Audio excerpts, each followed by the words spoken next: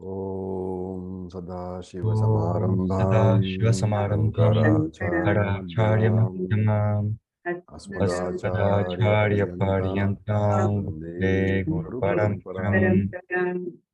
Om Om Sahana Vavatu Bhavatu Sahana Sahanau Bhunaktu Bhunaktu Sahaviram Sahaviryam Karavavahai Karavavahai Tejasvinavadhitamastamavidvishavahai. Om Om Shanti Shanti Shanti Shanti Shanti. Shanti.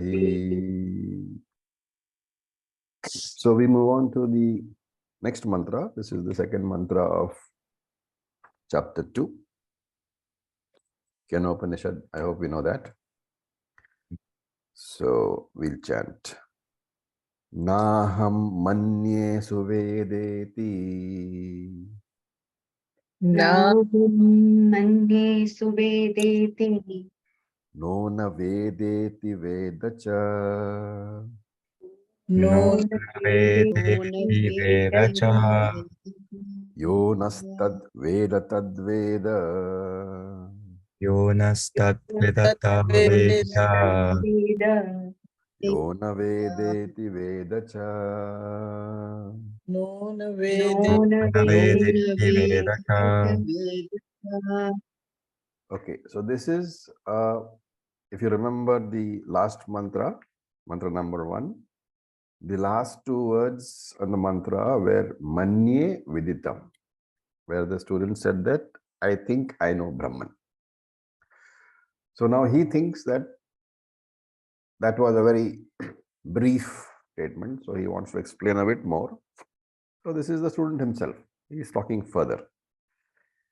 And again, if you look at the mantra, the words as such, they have to be carefully interpreted, otherwise they become meaningless. So look at this. Aham, the first quarter. Naham manye suvedeti. So if you decode that, it becomes aham na manye iti. So I do not think, or aham na manye suveda iti. So I do not think that I know Brahman well. So remember, he's explaining his statement, I think I know Brahman. So he says, I do not think I know Brahman well, and na iti. However, na iti means however, it is not that na veda Brahma. It's not that I don't know Brahman. And actually Veda, I do know Brahman. And naha. So yo nastad. That half sa has to be dropped. It becomes yo naha. And again, I'll point out that the word na means no, but the word naha with the visarga, it means me or us. In this case, means us. So yaha naha means yaha, those people, naha, among us. Among us is who? Among the students. So he's talking to his teacher. Now students are all sitting there. So he's saying, yaha naha, among us, those people, ye yaha veda tat, who understand my statement. What is that statement? Nona veda iti vedacha. Not that I know, and at the same time, I do not know that Brahman. Those people who understand the statement, they are the ones who really understand. So it's very complex construction. So he says, and as I said, he's explaining that 2 words of the last mantra, which says, Manye Viditam. I think I know Brahman. And so he says, Na aham manye suveda iti. It is not that I know Brahman very well.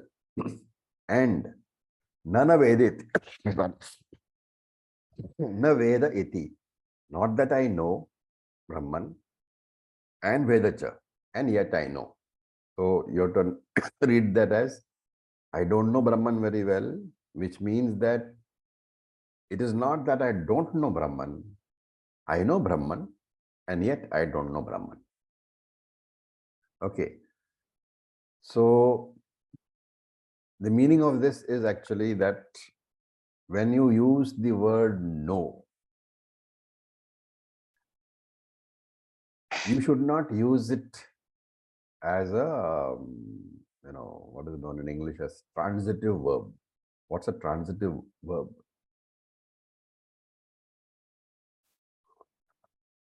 Renan Martin of the old days. What's a transitive verb?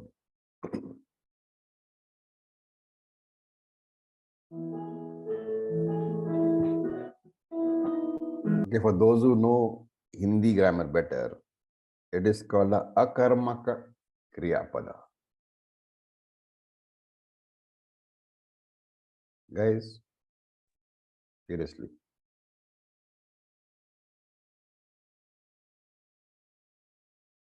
All right. What is the difference between the two sentences? I am eating an apple and I am walking.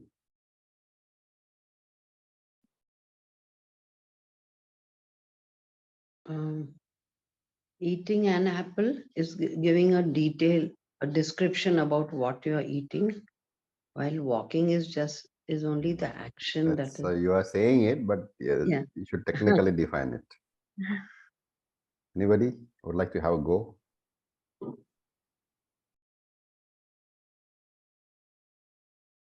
I'm sure Natarajan can have a shot. Natarajan, are you there? I'll try. Yeah. In one, the object is very clearly defined. Yes. And in the other case, only the subject is clear, but the object can be anything. Okay. So going back to Renan Martin defines a transitive verb as a verb which requires an object. And the intransitive verb is a verb which does not require an object. So I walk. There is no subject only. Subject and the verb. There is no object required. I smile. Intransitive. The usage of the word smile is intransitive. Right? I am eating an apple. You subject, eat verb, apple, object. So a transitive verb requires an object. An intransitive verb does not require an object. So when you use the word know, I know Brahman, it has to be used in the intransitive sense. Brahman is not the object of the verb. So the verb, therefore, the only verb that you can use in regards to Brahman is what? Am. I am. Even though you are saying I am Brahman,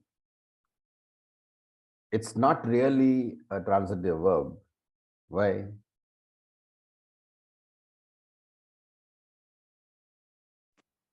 Because Brahman is not an object. One is not an experience.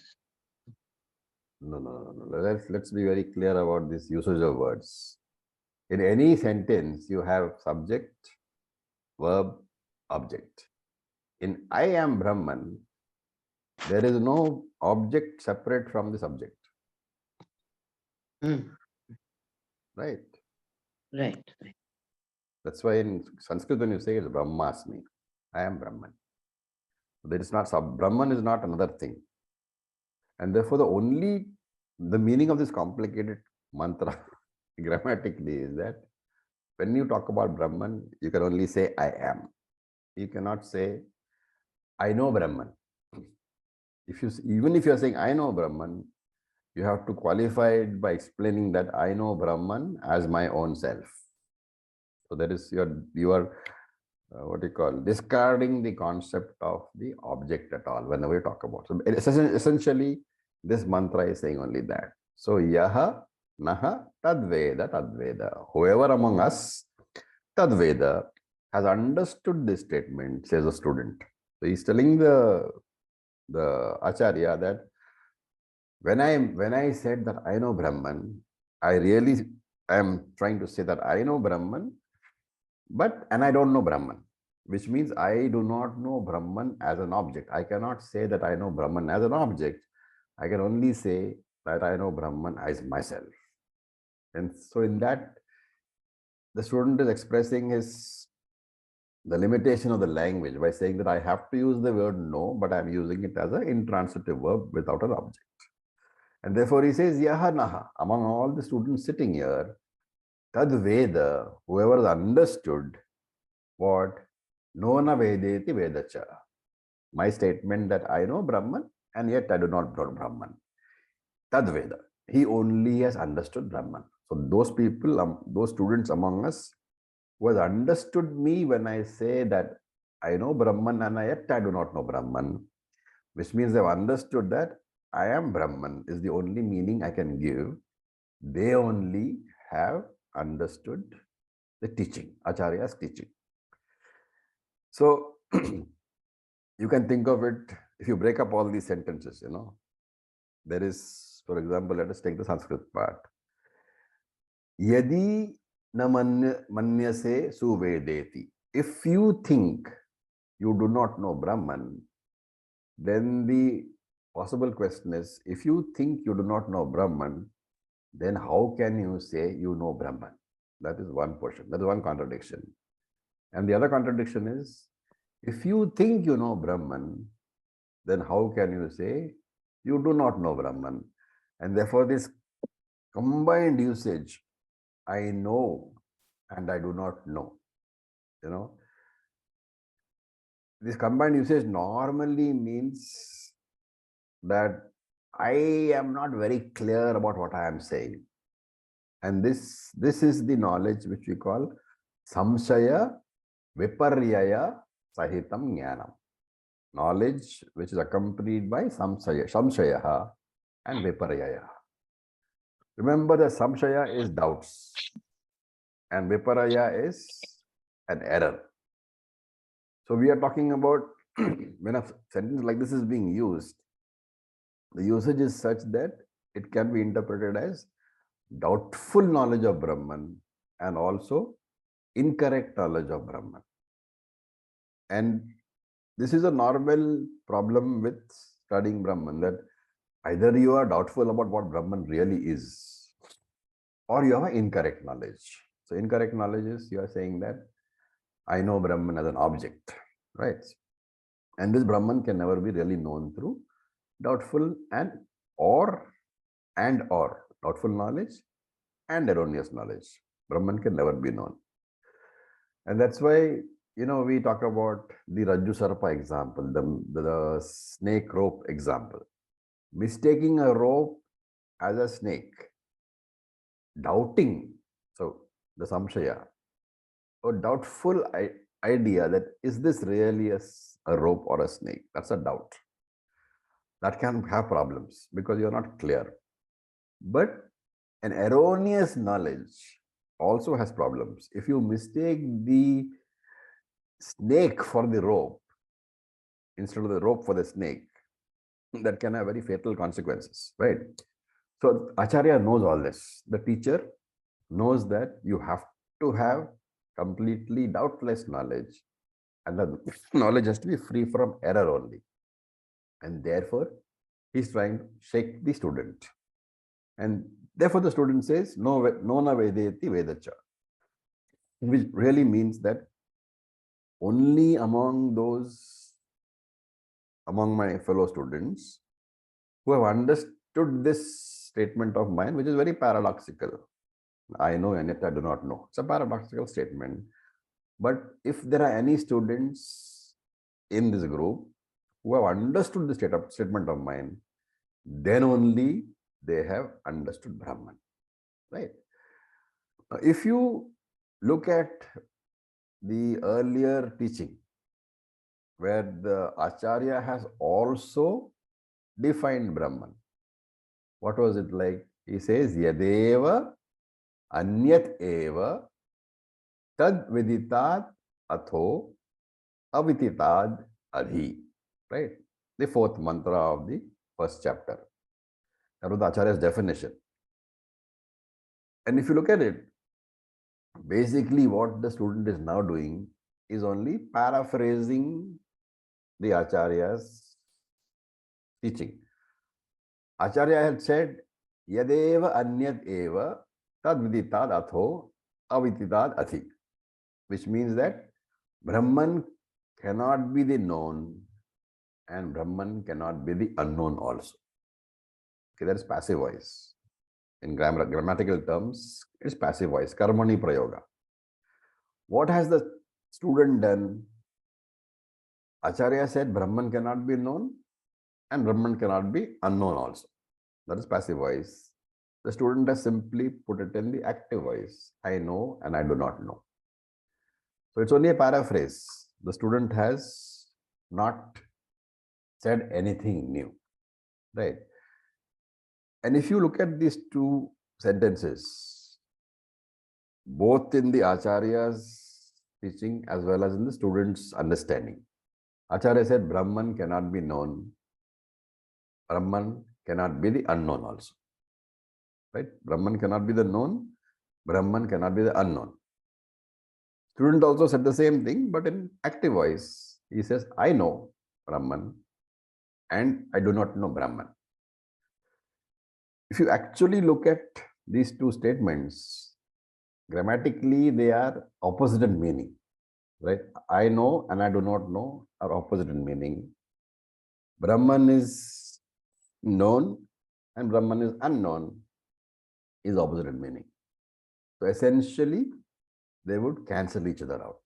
These statements basically negate each other, leaving you with what?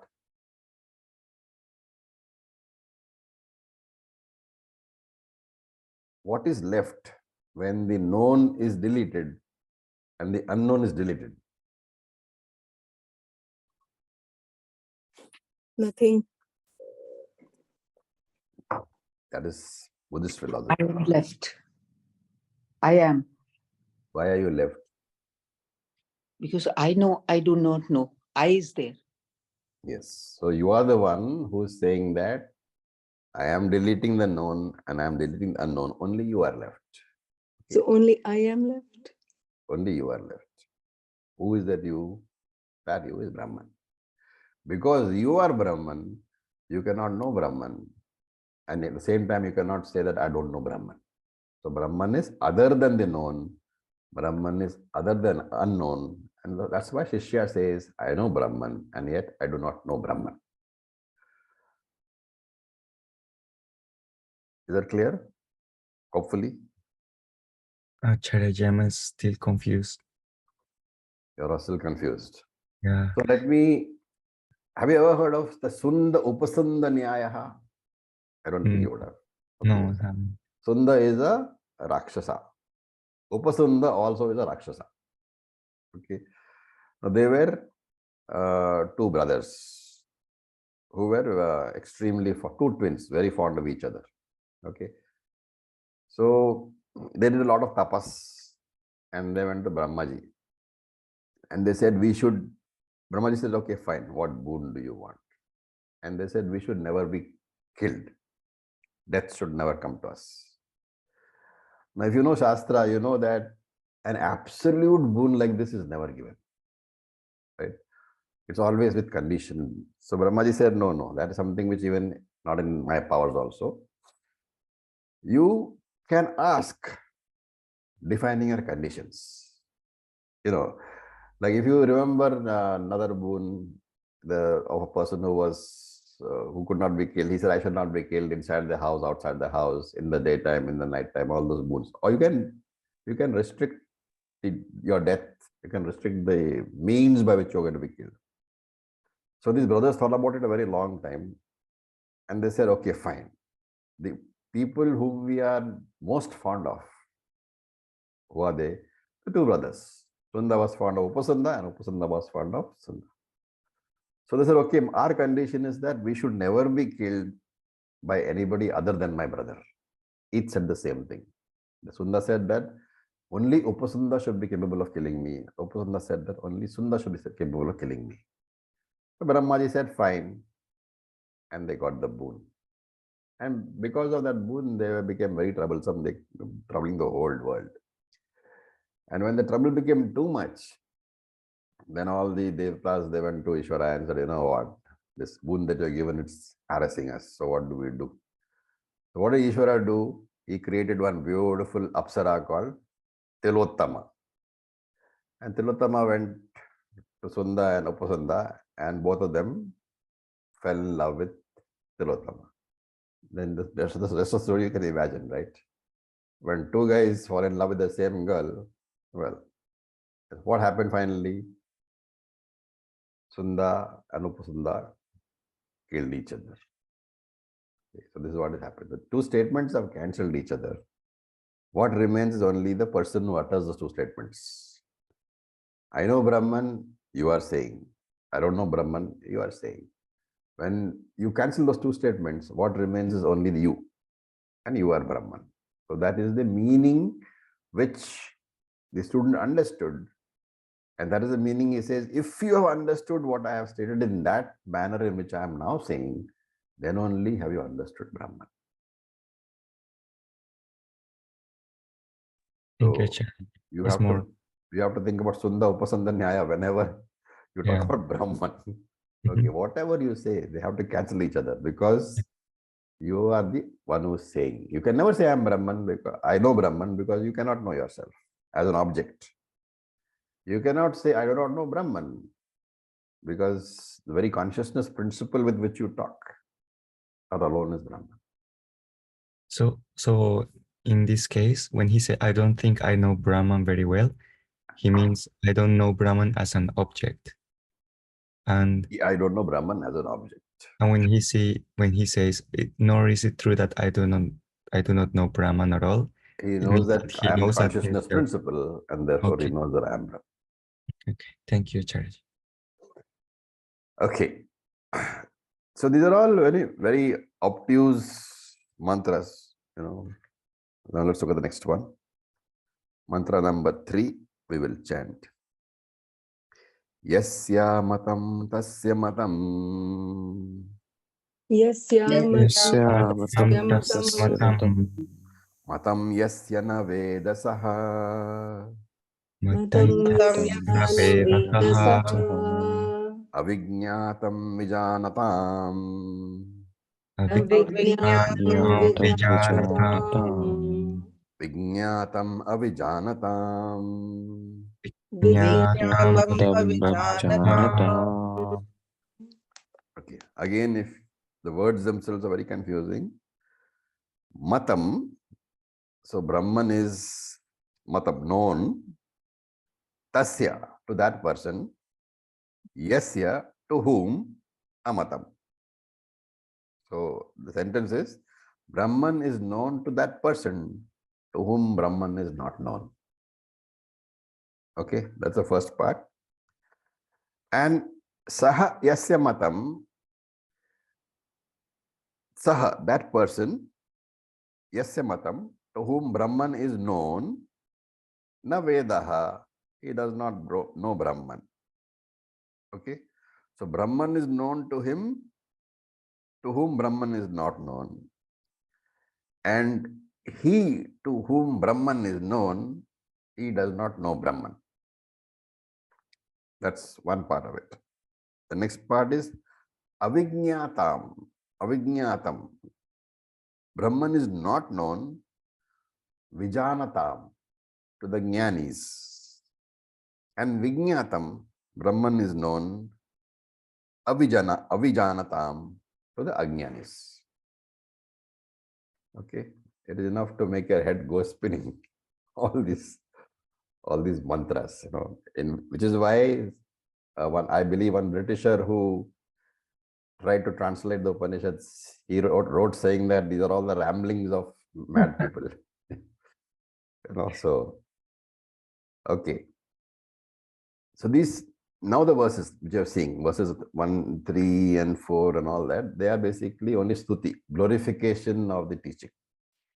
So he says, yasya amatam, for the jnani, avijñātam is a person who is doesn't know Brahman. So for the jnani, Brahman is unknown, right? And for that jnani, what we have to understand is Brahman is clearly known as the subject, as himself. So when you say for the jnani, Brahman is unknown, you are saying that he knows Brahman, but he knows Brahman not as an object, not as a prameyam, but as himself. On the other hand, for the Ajnani, if the Ajnani is convinced that he knows Brahman as an object of knowledge, then na Vedaiva Saha, he does not know Brahman at all. Right? Now, if you look at the last quarter, it's a very interesting quarter. So, Vijanatam. Vijanatam means for the person who knows. Samyak Viditam, for the person who knows everything. For the Jnani, Avignatam. Brahman is not known as an object. For the Jnani, Brahman is not known as an object of knowledge, but known aparokshataya, means as himself. He knows that Brahman is himself. Now, having said that, there could be a possible question.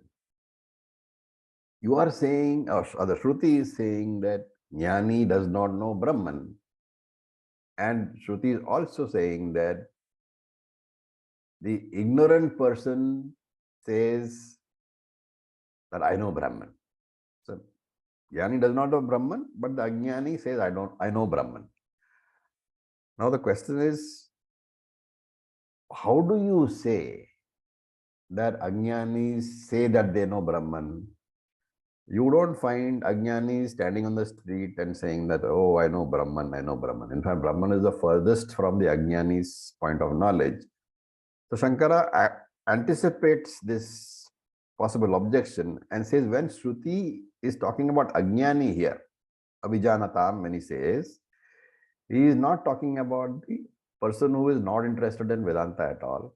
He is talking about the person who has studied Vedanta but has not understood properly. So the half-baked Vedantin, as we call it. That person will say that I know Brahman as an object. While in the case of people who have no interest at all in Brahman, they have no such view at all, right? So this is the case of those people who have studied and misunderstood Shastram. Those people, Shankara says, they would identify themselves with the upadhis, Indriya, Mano, Buddhi, etc. And they would not have understood clearly the difference between the mind, Indriya, Manaha, Buddhi and Brahman. And therefore, they will talk about experiencing the Atma or the Brahman in meditation. So Shankara is here very clearly saying that if you are saying that in meditation, maybe even in Samadhi, you have experienced Brahman, experience is the word, observed, had darshan of all these things, if you include in your statements, then you are saying Viditam Brahma, I have known Brahman. So you are talking about Brahma Anubhava, experience of Brahman. And Shankara says this is a delusion, this is a confusion, is a view of the half-baked Vedanta. So that should not be talked about at all, because no person who has understood Brahman properly will ever say that I know Brahman, meaning that I know Brahman as an object, that I have seen Brahman, I have experienced Brahman. Like that, he will never say at all. Okay, so this is what has been said. Now, Shankara in his commentary says that this third mantra can create two possible doubts. What is that? We know that Ajnanis have already general knowledge, that Ajnanis have no knowledge about Brahman. That is why they are called Ajnanis. Right? Now, Shruti says, what does Shruti say here? Jnani does not know Brahman. And the general perception is that Ajnanis don't know Brahman. So if a Jnani also does not know Brahman and a Ajnani also does not know Brahman, then there is no difference between Jnani and Ajnani. That is the first doubt. And in doubt number 2, he quotes the particular mantra, this particular mantra, and he says, Avignatam Vijanatam, knowers know, and the rest of it which says that the one who does not know knows. So knower does not know, and the one who does not know knows. So this there's a grammatical contradiction in this. How do you use the term do not know in association with the term knower? That is the thing. And similarly, how do you use the term know in association with the term non-knower? So it is the same thing being again and again mentioned. Okay. That the whole problem is because of the usage of these terms. Knower knows, knower does not know, and the non-knower knows. Very, very confusing, he says. Shankara ends this bhashyam by saying, because of all this confusion, you should go and read the next mantra, which explains everything. So this whole story about Shankara is very incisive, you know. He knows that by the time we have read this mantra, we are all thoroughly confused. So he points out the very basis of the confusion. He's saying that you are using commonly used words in association with each other, which have completely different meanings. Because normally when you use the word knower, you cannot use the word saying the knower of this glass does not know this glass. So there is contradiction in usage, grammar. And that is why he says you should now read the next verse. So the next verse, that next mantra is going to clear this out for you, give you clarification. And that is why the next mantra, the fourth mantra, is probably I would say it is one of the most important mantras in all of Vedantic literature. Certainly, in this Upanishad, it is the most important mantra. But I would say that in all mantras which you read in all the Upanishads, this is one of the most important mantras. If not the single most important mantra, it is one of the most important mantras. Okay. Acharya. Yeah. So in this verse, when in the last part, it say that Brahman is not known for the jnani. Yeah. It refers that it's not known as an object, right? But known as And oneself. yes, and for the jnani, Brahman is not known because they don't know Brahman as their They have own no self. concept of Brahman at all. Okay. But because of this confusing usage of words, that whole thing explained in the next mantra. So that's what Shankara says. Now you read the next mantra, and then you will get an idea of why these confusing words are being used. Okay, so we'll read mantra number 4. This is one of the most important mantras in all of Vedanta. Pratibodha viditam matam प्रतिबोधविदितं Matam amritatvam hi vindate amritatvam अमृतत्वं हि विन्दते atmana vindate viryam atmana आत्मना विन्दते viryam वीर्यम् vidyaya vindate mritam. vindaya विन्दते मृतम् mritam. Okay, so we'll have a little bit of extended discussion about this. Look at the first quarter of the mantra. Pratibodhitam, or rather, Pratibodha viditam matam. Right? Now, Pratibodha is defined as bodham bodham prati. What does the term prati mean? In normal, those who say Hindi movies, prati. What is prati? Hello, Raviji. Yes, please. Every. Hello, Raviji. Prati Yes. means I'm for. Uske prati hu means I'm for that. Yeah, the one who is standing in front of you. You know, like when the lawyer in the court is saying prati, this prati is saying, what he's saying is the guy who's in the dock, the guy who is being accused or is a witness, whoever is the dock who's speaking, the one who's opposite me, who I can see, prati. Right? So basically, prati has to be understood as recognized by me because he's in front of me. So he is saying bodham bodham prati. Bodham is the thought, right? Bodham, you repeat it. Bodham prati, bodham prati, bodham prati. Recognizable in every bodham. that Brahman is pratibodham viditam. Viditam means recognizable. Prati, in every thought, everything is in front of me. Bodham, bodham prati. Everything which is in front of me, Brahman is viditam. So pratibodham viditam means Brahman, that Brahman is recognizable in every experience, in every thought, as what? Consciousness itself. So that you have to supply, because that is what we have studied so far. Whenever you see anything, I mean, the idea here is that whenever you see anything, whenever you think anything, whenever you experience anything, that's called a bodham. Because bodham is basically the thought, and every experience is a thought, right?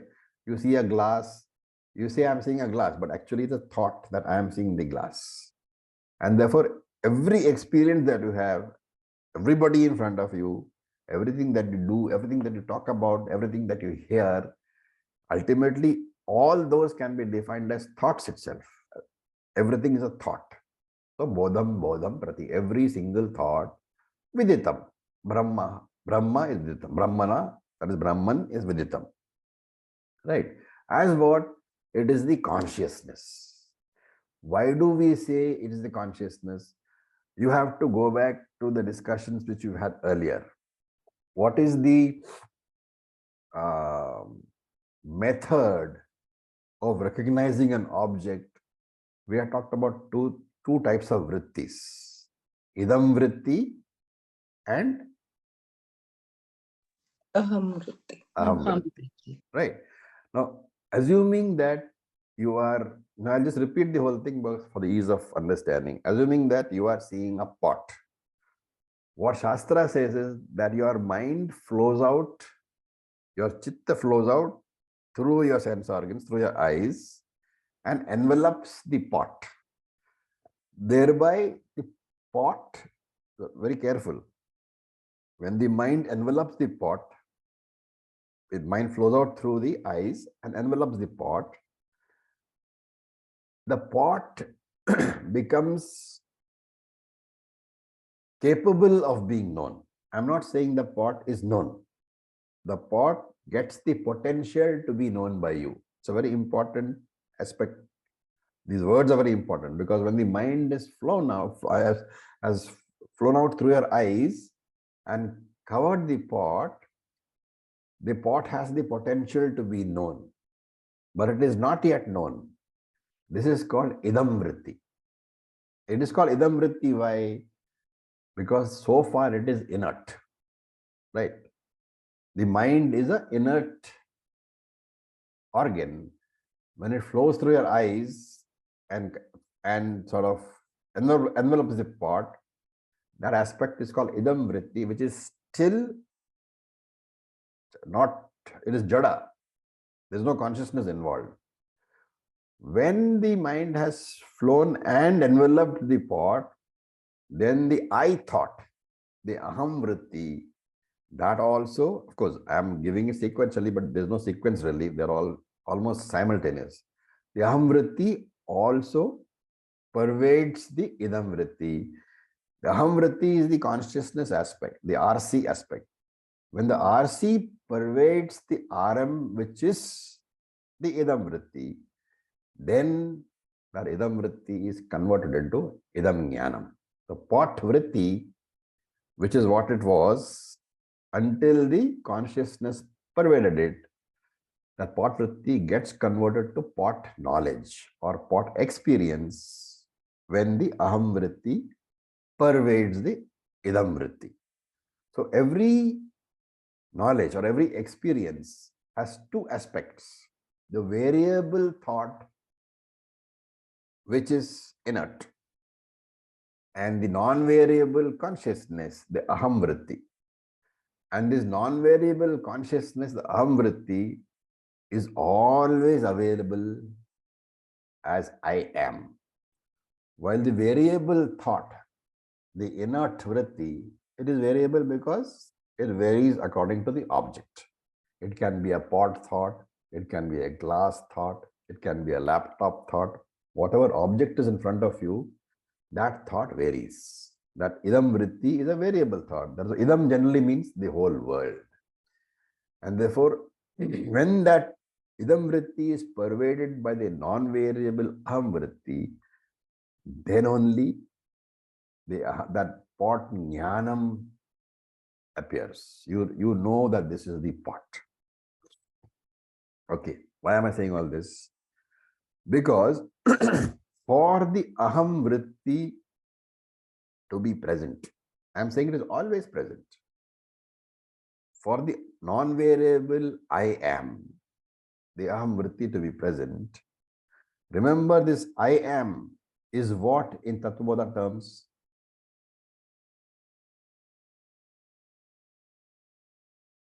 Acharya ji, can you please repeat the question? I am saying this, there is this non-variable thought aham vritti, which in English I am translating as I am. What is that I am referred to in Tattvabodha? OC. No. RC. Arsi. RC. So this mistake is what you should not have. Okay. I am is never OC. Why? Because OC is just in Paramartika Satyam. It cannot say Correct. something how many things. Correct. I agree with you. But what is the component because of which I am is not OC? Because I am is said when we have RM. The If the- RM. Very good. You can Adhi. have the thought I am only when the mind is there. The mind is RM. Right? Now this argument here is very important. Therefore, whenever you are having this aham vritti, which is all the time, remember that RM is there. For the RC to be present, RM is there. What is the manifestation of the RC? It is as the thought I am. The constant, non-variable I am. I exist, I am. That is the manifestation of RC. Therefore, remember that the I am thought, it is a thought. You are experiencing the non-variable I am all the time. But because it is RC, the RM has to be there. The RM in this case is the thought I am. That thought I am is pervaded by the original OC. That is what is giving you the I am thought. The I am thought is inert until the OC is there. But obviously, the mind is always in contact with the OC. Therefore, whenever you say I am, remember there is original consciousness plus there is the thought, the RM, I am. The I am experience which I have all the time, I exist, I am, that requires the thought. And therefore, never say that there is anything like a thoughtless state. If the thoughtless state is there, I am is not there. And that's why he says, Pratibodhitam matam. Brahman is recognizable in each and every thought. That prati is very important. In each and every experience, if you analyze, you will know there is RC. RC is nothing but OC reflected in the thought I am. And therefore, in each and every specific experience, you analyze and you know that Brahman is there. Each and every specific experience is very important because you don't require any specific experience for that purpose. You don't require to go into Samadhi to recognize Brahman. It is recognized in every single thought that you have.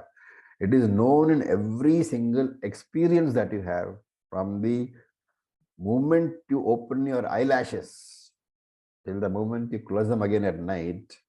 Every experience that you have, that is got I am in it. And in that I am, Brahman is always present. And therefore, one does not need to work for Brahma Anubhava.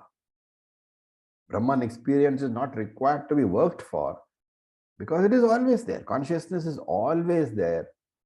Various experiences, glass experience, mobile experience, laptop experience, wife experience, husband experience. All the experiences come and go. What remains constant? I am. The consciousness always remains. And even in Sushupti Avastha, when there is no experience, remember that the I am is there.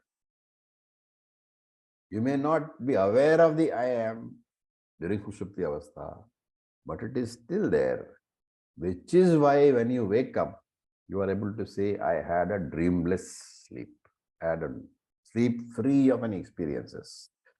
And therefore, the I am is always present, whenever, as long as the body and the mind are there, as long as the mind is there, the I am is always present.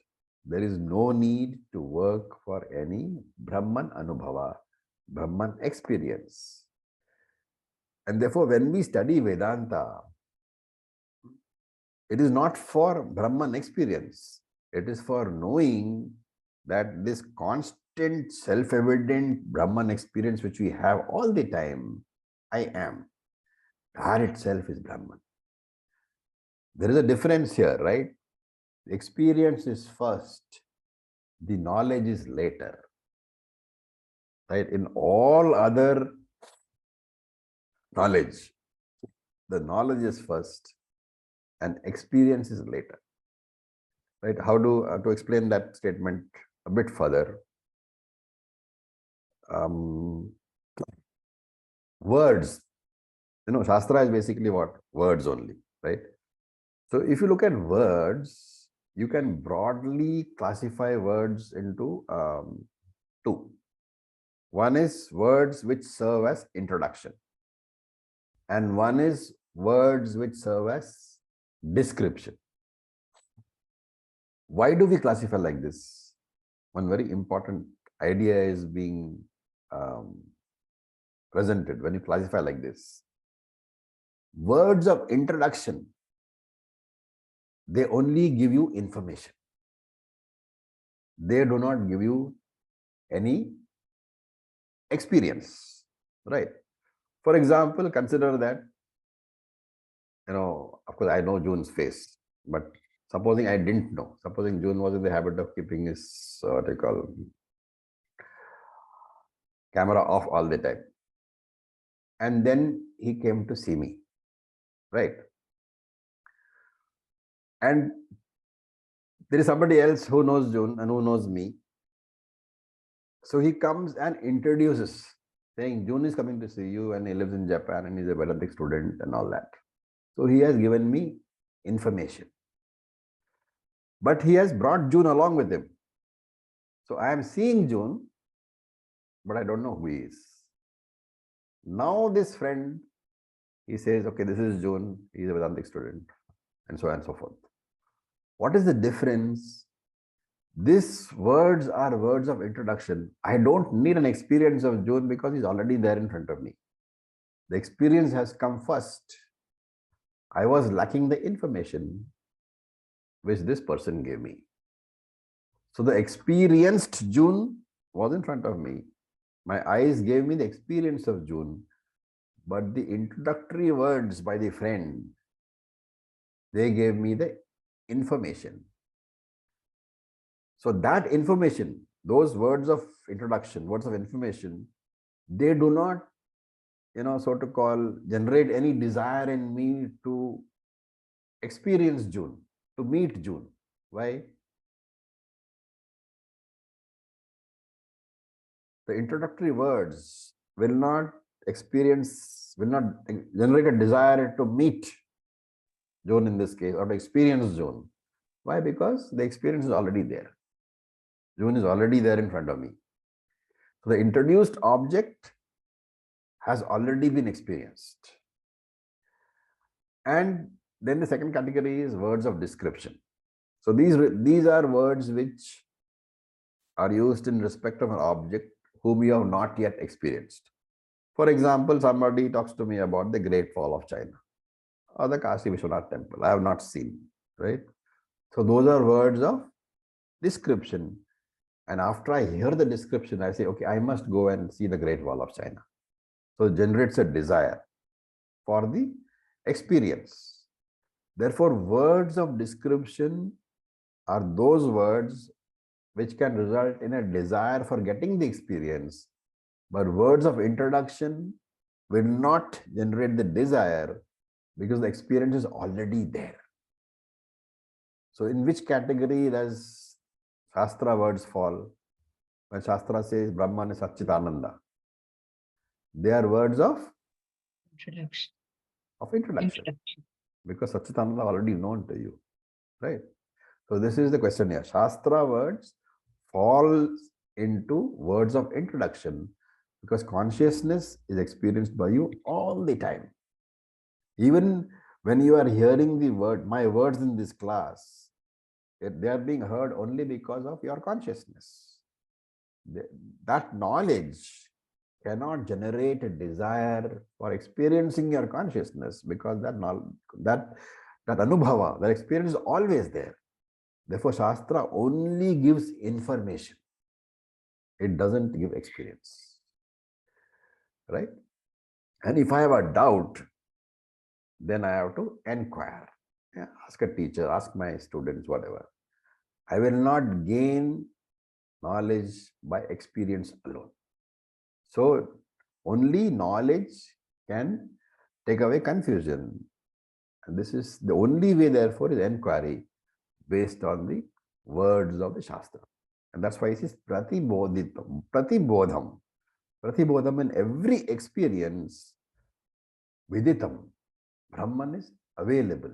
Brahman is available in every single experience, because without consciousness, you cannot experience. Therefore, for every experience, you need Brahman, you need Atman. And the conclusion is that Atman is always present. What is the proof? Because you are experiencing. Every experience that you have is the proof of the presence of Atman or Brahman. And therefore that Brahman, Viditam, he says, that Brahman is known because of the fact that any experience you have is because of that Brahman only. When you understand this matam, then only Brahman has really been understood.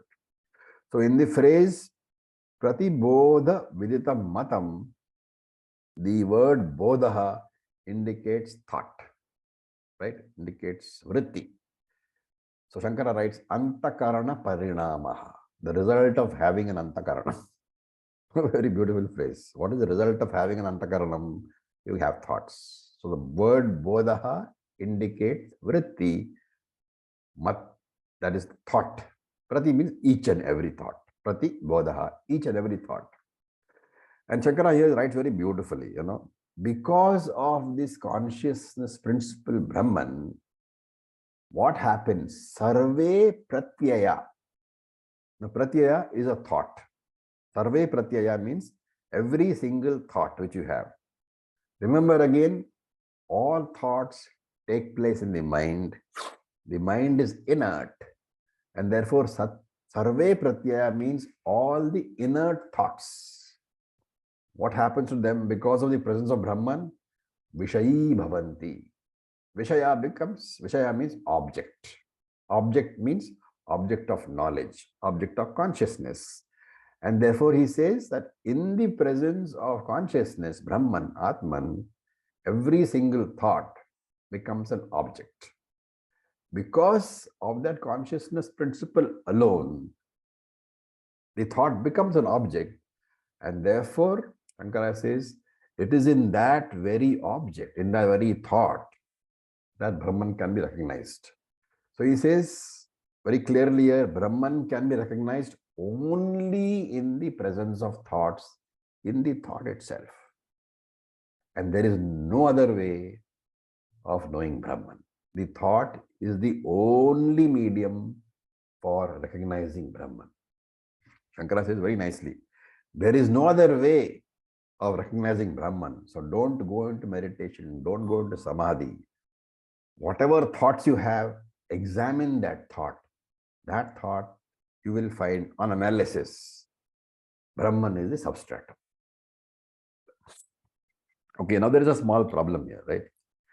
When I talk about the consciousness in the mind, I say it is the consciousness which is reflected in the RM, which I call the mind. Therefore, it is RC, right? Consciousness in the mind is always RC, Chidabhasaha. Now, the problem is what? I am a Vedantic student, right? I've been taught about RC and OC, and somehow I have got the idea that OC is superior to RC, right? Is that idea present in all of us? RC, after only a reflection, the original is OC. So OC is superior to RC. And therefore, what do? I lose interest in the RC. Why? I am OC. I want to know only OC. Why should I be interested in the RC at all? And this presents a very big problem because I ignore the RC. The problem is that if I ignore the RC, where do I find the OC? Do you get the problem? If you Yes. think that RC is an inferior creature, and therefore I don't need to inquire into RC, but where do I find the OC? I can find the OC only in the RC, right? Now, another problem is that I say, okay, this OC, this original consciousness in my mind is RC, and therefore I dismiss RC. But by dismissing RC, what I can do is I can look for OC in other living beings. But then I find there that when I inquire into the, let us say I have dismissed the RC in my mind. So I say, okay, let me look at RC in, Natarajan's mind. But when I look for OC in Natarajan's mind, I find that that OC is reflected as an RC in his mind. I have already dismissed the OC in my mind by calling it RC. So I have to dismiss, same using the logic, I have to dismiss the OC in Natarajan's mind by also calling the RC. Therefore, then what? What is left? If other living beings I cannot find the OC, then there is a non-living beings, the inert world. But in the inert world, the problem is that there is no subtle body, there is no mind. So OC is not reflected. Though OC is present in the inert world, I can't discover the OC in the inert world because it's not reflected. And therefore, I find that OC is not available either inside the mind because it's been dismissed. OC is not available outside the mind because if it is the inert world, OC is not there at all. And then I have to say that this OC is actually manifesting as the RC because of the RM. So a mathematical equation I arrive at. OC plus RM is equal to RC. Now, if you look at this mathematical equation, OC plus RM is equal to RC, a very simple idea is that I want to remove the mind, then I will remove the RC. So let me remove the RM, the mind, and RC is automatically gone, then only OC is remaining. So if I remove the RM, automatically I relabel the RC as the OC. The RC gets established as the OC. How to eliminate the RM? You have to get rid of the manifestations of the functions of the RM, which is thoughts. So once I eliminate thoughts, I have eliminated the mind also, right? RC has been eliminated because RM has been eliminated. Now the problem is without the RM, there are no thoughts. Without thoughts, there are no experiences of the OC also. So Shankara is saying here that eliminating the mind either to samadhi or some other technique is not the way. For understanding OC, the mind cannot be eliminated. You have to retain the RM.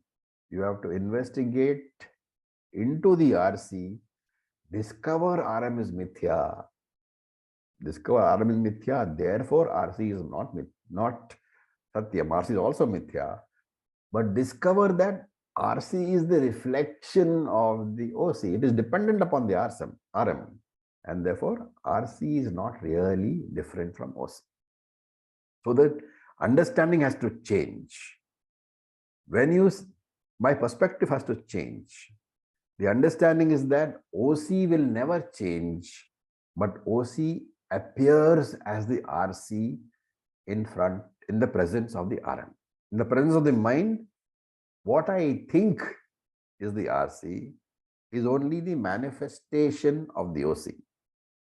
It is a seeming experience. The OC has not changed into the RC. It is a vivarta change, not parinami change. And therefore, I have to rewire my understanding. Even what is appearing as the RC is actually the OC. I think it is the RC because I am attributing the limitations of the RM onto that reflected OC. So the RC has seeming limitations, but the limitations belong to the RM. They don't belong to the OC. I, the OC, am not touched by any limitations of the RC. Because all those limitations, they belong to the RM. And therefore, this entire study of Vedanta is to change my understanding of the RC. There is really no RC at all. It is OC only. Therefore, the mind has to be retained. Because the mind acts as a revealer of the thoughts. And therefore it says, Vididam Brahman. Brahma has to be known. And how? As the OC itself, without taking the limitations of the mind and the body. If the limitations of the upadhi are taken as reality, as fact, then that consciousness in your mind is called Chidabhasa. But if through discretion, through discrimination, you understand the limitations are seeming limitations, then the same consciousness in your mind, which you used to call Chidabhasa, gets relabeled as OC. So when Brahman is known in this manner, which manner? That it is unlimited, all-pervading Brahman, even in spite of the seeming limitation of the mind, then only your understanding is complete. So remaining as the RC, now that's very important. Any understanding has to be done with RC only. Remaining as the RC, I have to see the limitations of the RC as apparent limitations. And this is the revised understanding of the RC. The seemingly limited RC is actually unlimited. That understanding is OC. If I think of myself as being factually limited, I am the RC. If I think of myself as being only apparently limited, then I am the OC. So when the mind arrives and goes, you seem to arrive and go. That is the RC. But when you know that even that it's only seemingly arriving and going, then you are the OC. And therefore remember that you are always the Atma. You are always Brahman. Whether the mind arrives and goes, whether the mind has impurities or not, Brahman is not touched. You are not touched. You are always free of all problems. Yes, you can improve your mind through sadhana. But that is only improvement of the mind. It is not relevant for your moksha because you are always free. You have always been free. Never say that I am doing sadhana for moksha. Your sadhana is meant for improving your mind so that you can enjoy the benefits of moksha. So with that, we'll stop. We short over slightly, but it's an important mantra. We haven't finished. The second part of the mantra we'll do in the next class. Om Acharya. Yeah. So what we spoke just a little while ago, you told us, that's where that Manonasha comes in, where we obviously cannot destroy the mind, but we can understand that the vrittis are jada, and that is mithya. Manonasha is used in the context of understanding the mind as mithya. Yeah. So Right. the troublesome mind is destroyed, not the the real mind you cannot destroy because you need the mind for your experiences. Right. Right. Right. So it's been a heavy dosage, and we still have to do part of it. That we'll do in the next class. Om